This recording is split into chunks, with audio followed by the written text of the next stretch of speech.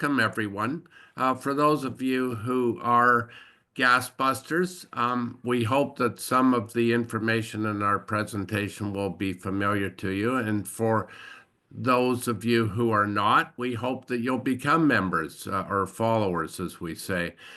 Firstly, thank you so much to Ingrid and No More Noise Toronto for giving Gasbusters this opportunity to share some facts with you and to allow us to promote our campaign against the noise and pollution that are associated with gas-powered leaf blowers and related equipment.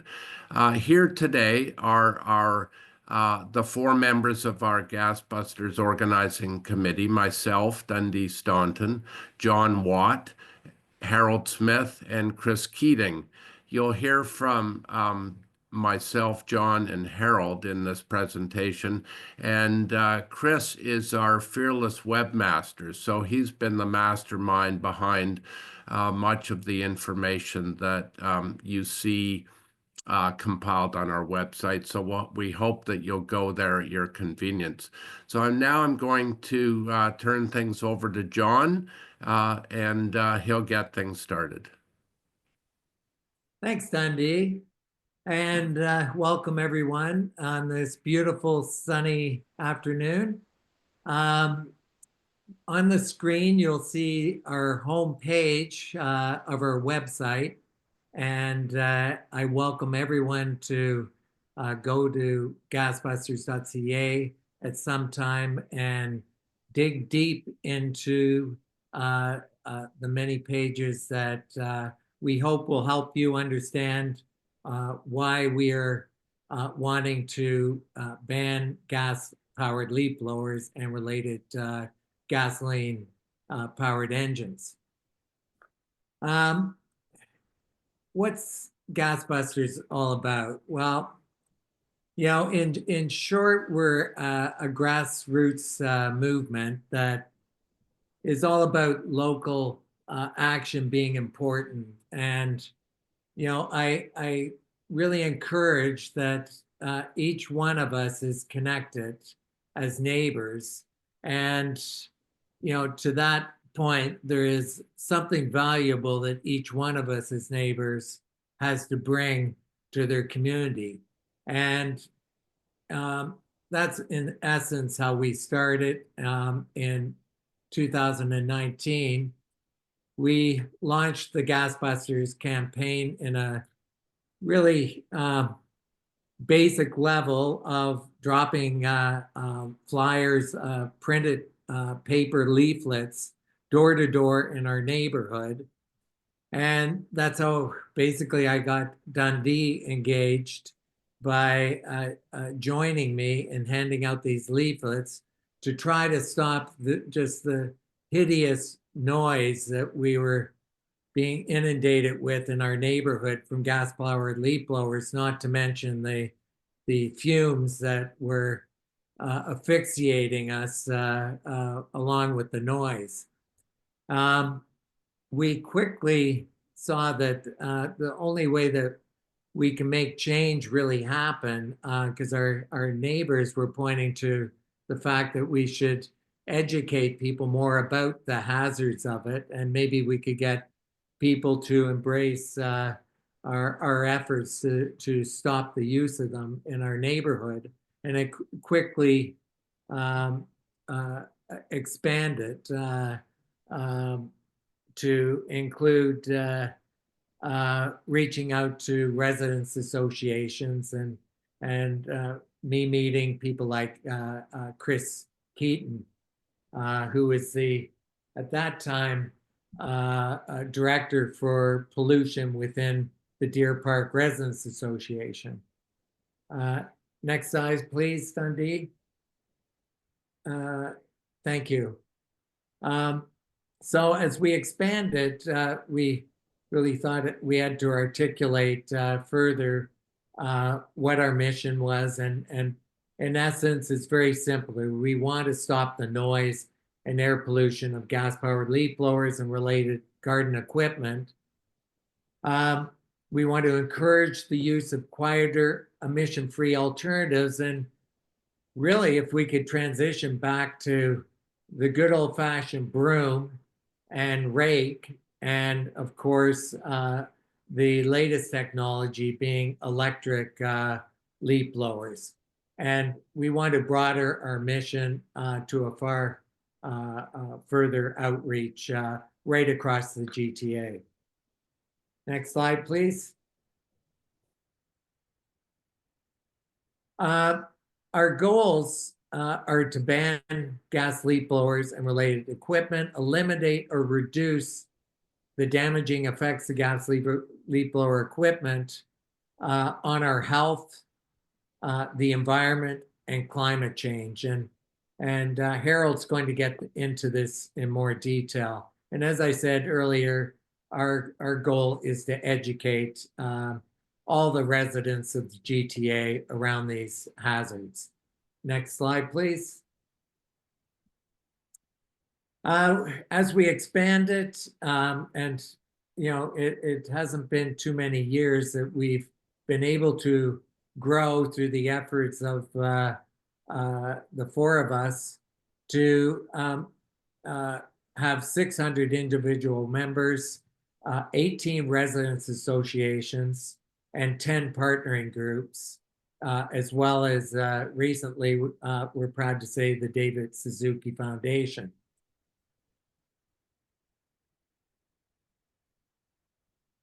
Next slide, please. Thank you. We're actively engaged in raising awareness locally in our communities, residents associations. As you probably are all aware, each district within the GTA has their own residents association, and they have their own Toronto City Councilor. And to make the kind of change that we're wanting to have happen in Toronto, it does take from a grassroots level of talking neighbor to neighbor to our residents association and to our city councilors to let them know that we want this change. And we've been happily successful in getting the ears of City Hall, but now it's up to all of us to speak louder around this issue to really make this change happen. We do regular communication via email. We reach out to media nationally. We've been on CBC National. We've locally been on TVO and various social media, and spend as much time trying to lobby our city to make this change. As I said, we're continually engaged in the education around this, the harmful effects of noise and air pollution. Next slide, please. And I'll pass it over to Harold to get into a little more detail around these issues.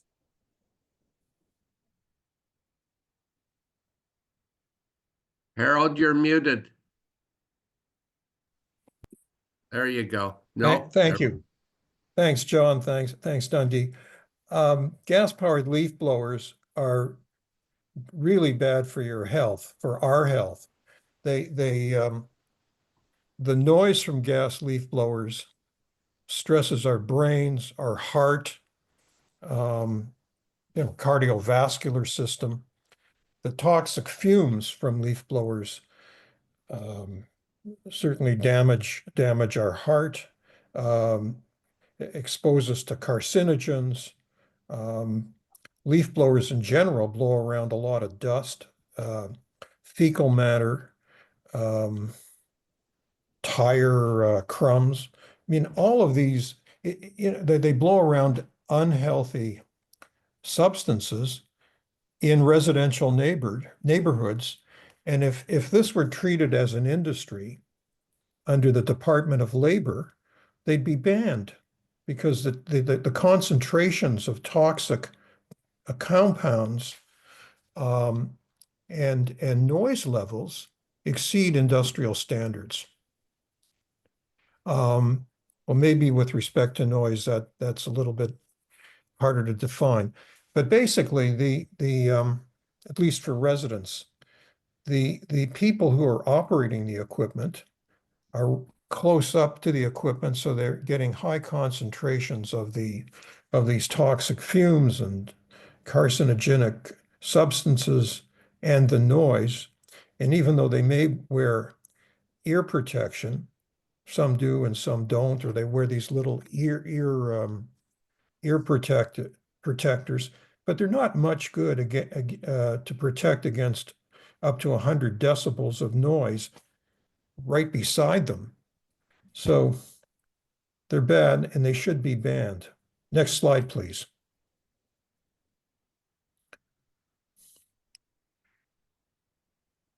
Some of these adverse health effects include hearing loss and tinnitus, reduced cognitive performance and mental health. Just want to talk about cognitive performance. We need cognitive stimulation in order for our brain to keep functioning properly. If you have trouble hearing, your brain isn't getting stimulated properly. And without that stimulation, your brain will decline faster. It disturbs sleep. If you have disturbed sleep, it also affects your health. It affects the heart and stresses the heart.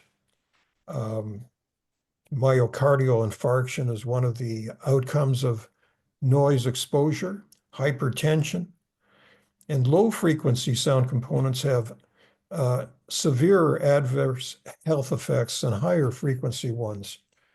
We're in a healthcare crisis. Emergency rooms are closing. There's staff shortages. We've got, let alone hallway medicine, we've got closet medicine. You know, our health care system is like the Titanic. It's sunk. And what is government doing about it? We have to reach out to, we have to speak out to government, and this includes, I would say, the province as well as City Hall, and, you know, speak to our councillors, reach out to the mayor, the Board of Health chair. Everybody has to be bombarded with emails, phone calls, whatever. And it's important to depute. I may be repeating some of the other things that are going to be spoken later on, but I think it's very important to emphasize you got to speak out. Next slide, please. So here's another graphic demonstrating how hearing loss occurs. At 90 decibels, that's the rate, you know, I've thrown around 90 or 100 decibels for leaf blowers. They're pretty bad, and the sound really travels far. Like, you know, it's significant. The eardrum is a very, very fragile organ or instrument. And the noise from this equipment is so intense, it damages the eardrums, the hairs around it, the very fine hairs around it. And, you know, before long, people exposed to it, their hearing ability declines. And if you're operating the equipment, you know, it's even worse. Next slide, please. So noise is harmful to health and hearing. Noise from popular models of commercial gas leaf blowers exceed 100 decibels at point of operation, and they carry over long distances, affecting entire neighborhoods. Where I used to live, I just moved to an apartment. You know, I could hear leaf blowers, you know, from one end of the block to the other. I could hear them a street north of me. I could hear them street south of me. The noise is very pervasive and very penetrating. So it affects everybody. And some of, you know, again, the health effects range from hearing loss, heart disease, psychological and cognitive disturbances. It's really nasty stuff. And it's killing us. Next slide, please.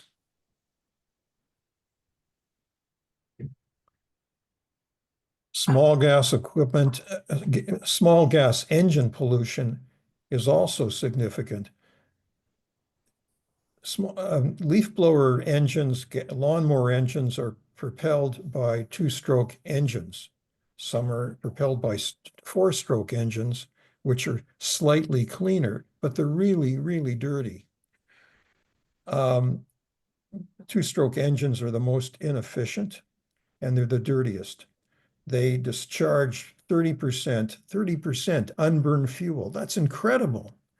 And engine exhaust reacts to produce ozone and smog. So it's bad for the environment. It's bad for our health. And there's a statistic here. There's statistics in the States and that are similar. But according to the Government of Canada, an hour of lawnmower use is equivalent to driving 480 kilometers from Quebec City to Ottawa. That's in 1 hour.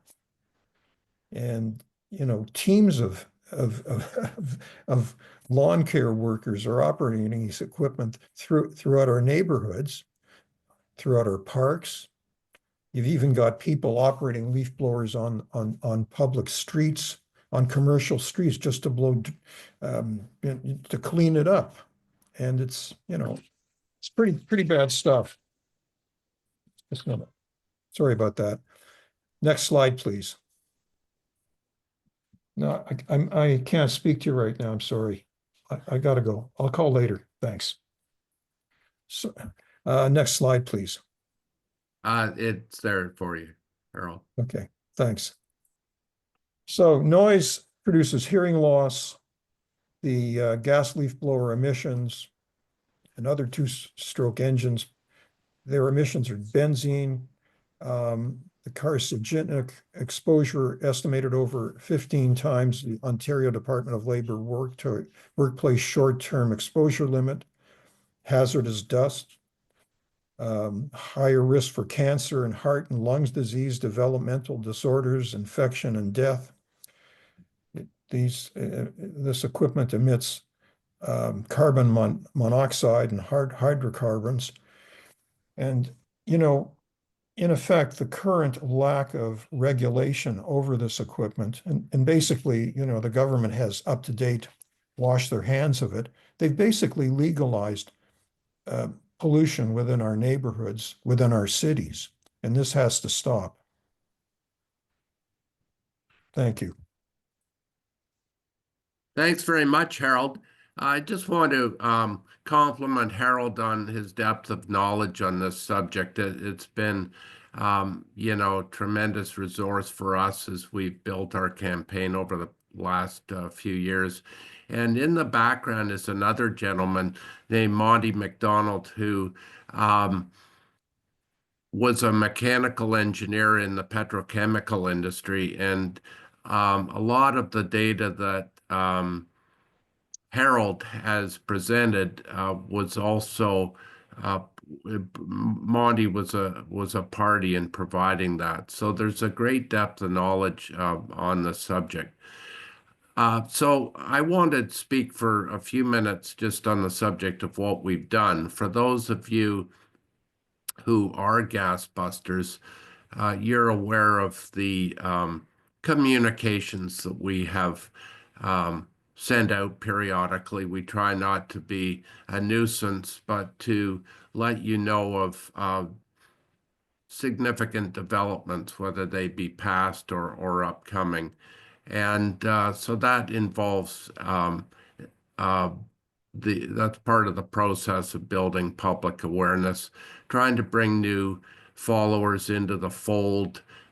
We communicate regularly with residents associations, city council as required, and community partners like No More Noise Toronto and the Toronto District School Board, which has embarked on a campaign of its own, quite independent from anything the city is contemplating, to convert their gas-powered equipment to electric, and we follow their progress on that subject. We also have related our campaign to the Transform TO climate action strategy within the city.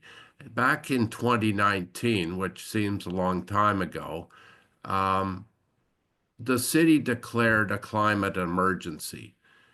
And following that was the creation of this Transform TO strategy.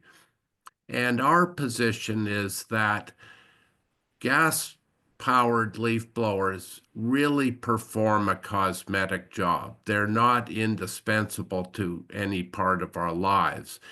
And it's low-hanging fruit for the city to ban them and put a stamp on creating a better environment within our city. So everything that we preach is consistent with the city's own unanimously approved strategy. In addition, we have provided expert opinion and media releases and media coverage. We've done segments, as John indicated, on CBC and on TVO, among other media outlets. So our campaign has resulted in a vote in July of 2023, a strong majority vote by City Council to study a ban of two-stroke small engine equipment, and that includes gas leaf blowers and lawnmowers and other equipment that's powered similarly. That was a milestone. Now we're waiting for the next step. And each time we get an opportunity to take a swing at this issue, we do. So in this at this particular time, it's a pitch to get Toronto Public Health involved. And Ingrid has done a superb job in teeing that up. So we want to ensure that our voices are heard as part of that effort. So on that subject, Toronto's chief medical officers of health have acknowledged since the turn of the millennium that excessive noise from gas-powered leaf blowers does create a health risk, but they haven't provided any guidance or direction on how to control them. So we're going to be pushing in our deputation on April 1st for some guidance and specifically for the Toronto Public Health to come out with strong language that condemns these gas-powered leaf blowers. And it's accurate to point out that there are many organizations and jurisdictions across North America that have gone on record to support a ban or restriction of gas leaf blowers. So what do we need to do? As I suggested, we need to pound away at the barriers of resistance. Toronto Public Health will be coming forward shortly with a report on its noise bylaw. Again, that's several years old, its review.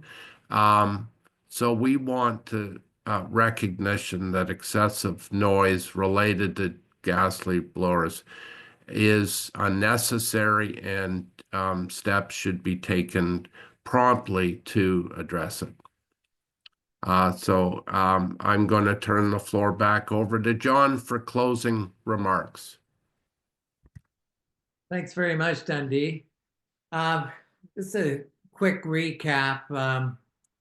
What our big ask is to contact your counselors. And as I mentioned right at the beginning, it is being a grassroots organization. It really is a local action, neighbor by neighbor, and it's your voice that is the strongest voice that we can have to make this change happen. And, we encourage you contacting the counselors in your district, as well as the health officer, contacting Olivia Chow, making sure that she has this on her radar, and of course, joining Gasbusters. As you can understand, the more numbers we have of individuals that support this ban, the more ears we're going to get the attention of at City Hall and to make this change happen. And just to give you an idea of, I think a lot of you are familiar with change.org.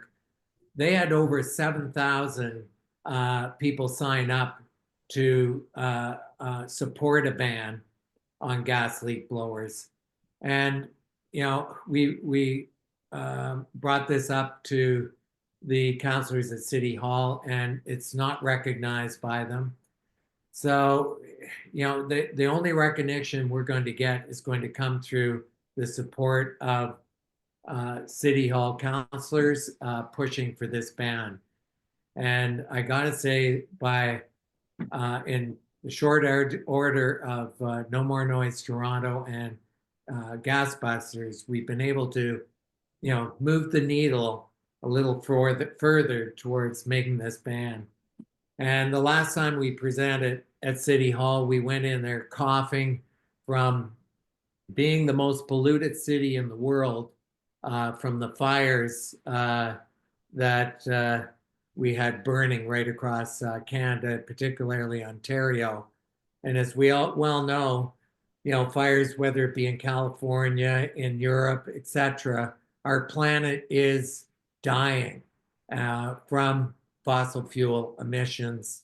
And, yes, we're here to talk about the noise, which is the one of the main things all our Gasbusters are extremely annoyed by, as it's really interfered with their enjoyment of being able to be in their backyards or even in their homes, to be able to do work of any nature, because the noise will pierce the windows, pierce the bricks in your building, and interrupt anything that we're trying to do. And I think we, as residents of Toronto and residents of Ontario, Canada, deserve to live in a healthier city.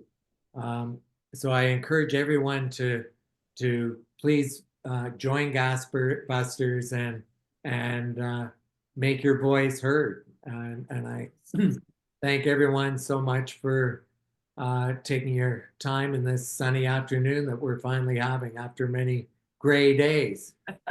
Thank you. Thanks, John. Thank you.